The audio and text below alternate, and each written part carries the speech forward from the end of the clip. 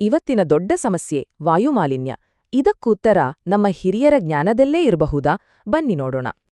ನೋಡಿ, ನಾವು ಉಸಿರಾಡೋ ಗಾಳಿನೇ ನಮ್ಮ ಆರೋಗ್ಯದ ಅಡಿಪಾಯ. ಅದೇ ವಿಷವಾದ್ರೆ ಯೋಚನೆ ಮಾಡ್ಬೇಕಾದ ವಿಷಯ. ಹಾಗಿದ್ರೆ ಆಯುರ್ವೇದ ಮತ್ತು ಯೋಗ ಈ ವಿಷಯದ ವಿರುದ್ಧ ನಮಗೆ ಹೇಗೆಲ್ಲ ಸಹಾಯ ಮಾಡಬಹುದು ಅಂತ ತಿಳಿಯೋಣ. ಇವತ್ತು ಒಂದು ಹಳೇ ಕಾಲದ ಎಚ್ಚರಿಕೆಯಿಂದ ಹಿಡಿದು ದಿನನಿತ್ಯದ ಉಪಯುಕ್ತ ಪರಿಹಾರಗಳ ಬಗ್ಗೆ ಮಾತಾಡೋಣ. ಮೊದಲಿಗೆ ಈ ಸಮಸ್ಯೆಯನ್ನ ಸಾವಿರಾರು ವರ್ಷಗಳ ಹಿಂದಿನ ದೃಷ್ಟಿಯಿಂದ ನೋಡೋಣ. ಇದು ಇವತ್ತಿಗೂ ಎಷ್ಟು ಸರಿ ಅನ್ಸುತ್ತೆ ನೋಡಿ. ಆಯುರ್ವೇದದಲ್ಲಿ ದೂಷಿ ವಿಷ ಅಂತ ಒಂದು ಪರಿಕಲ್ಪನೆ ಇದೆ. ಅಂದರೆ ನಿಧಾನವಾಗಿ ದೇಹ ಸೇರುವ ವಿಷಕಾರಿ ಅಂಶಗಳು. ಇಂಟ್ರೆಸ್ಟಿಂಗ್. ಅಂದ್ರೆ ಈ ಪ್ರಾಚೀನ ಪರಿಕಲ್ಪನೆ ಇವತ್ತಿನ ಬಯೋ ಅಕ್ಯುಮುಲೇಷನ್ ಸಿದ್ಧಾಂತಕ್ಕೆ ತುಂಬಾ ಹತ್ರವಾಗಿದೆ.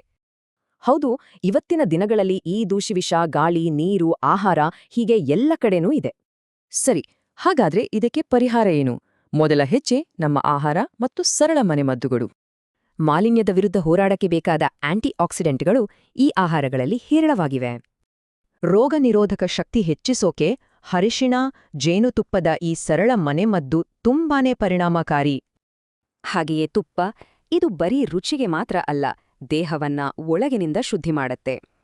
ಸರಿ, ಈಗ ಮಾಲಿನ್ಯಕ್ಕೆ ಒಂದು ಫಿಸಿಕಲ್ ಶೀಲ್ಡ್ ತರ ಕೆಲಸ ಮಾಡೋ ಕೆಲವು ದಿನನಿತ್ಯದ ಅಭ್ಯಾಸಗಳನ್ನ ನೋಡೋಣ. ನಸ್ಯಂ ಅನ್ನೋ ಅಭ್ಯಾಸ ಮೂಗಿನ ಮೂಲಕ ಮಾಲಿನ್ಯಕಾರಕಗಳು ದೇಹ ಸೇರೋದನ್ನ ತಡೆಯುತ್ತೆ. ಹಾಗೆಯೇ ಆಯಿಲ್ ಪುಲ್ಲಿಂಗ್, ಇದು ಬಾಯ ಮೂಲಕ ದೇಹ ಸೇರುವ ವಿಷಕಾರಿ ಕಣಗಳನ್ನ ಹೊರಹಾಕುತ್ತೆ. ಮುಂದಿನದು ಉಸಿರಾಟದ ಬಗ್ಗೆ. ಇದರ ಮೂಲವೇ ಪ್ರಾಣ, ಅಂದ್ರೆ ನಮ್ಮೆಲ್ಲರ ಜೀವಶಕ್ತಿ. ಪ್ರಾಣಾಯಾಮದಿಂದ ಶ್ವಾಸಕೋಶಗಳು ಬಲಗೊಳ್ತವೆ, ಉಸಿರಾಟದ ಸಾಮರ್ಥ್ಯ ಹೆಚ್ಚಿ ಇಮ್ಯುನಿಟಿ ಕೂಡ ಜಾಸ್ತಿಯಾಗುತ್ತೆ. ಉದಾಹರಣೆಗೆ ಕಪಾಲಭಾತಿ, ಇದು ವೇಗವಾದ ಉಸಿರಾಟದ ಮೂಲಕ ದೇಹವನ್ನ ಶುದ್ಧೀಕರಿಸುವ ಒಂದು ಪವರ್ಫುಲ್ ಟೆಕ್ನಿಕ್. ಇನ್ನೊಂದು ಭ್ರಾಮರಿ, ಇದ್ರಲ್ಲಿನ ಗುಣುಗುವ ಶಬ್ದ ಉಸಿರಾಟದ ಮಾರ್ಗವನ್ನು ಕ್ಲೀನ್ ಮಾಡಿ ಮನಸ್ಸನ್ನ ಶಾಂತಗೊಳಿಸುತ್ತೆ. ಈ ಪ್ರಾಣ ಅನ್ನೋ ಕಾನ್ಸೆಪ್ಟ್ ಪ್ರಾಣವಾಯು ವೆಂಟಿಲೇಟರ್ನಂತಹ ಆಧುನಿಕ ಆವಿಷ್ಕಾರಗಳಿಗೂ ಸ್ಫೂರ್ತಿಯಾಗಿದೆ.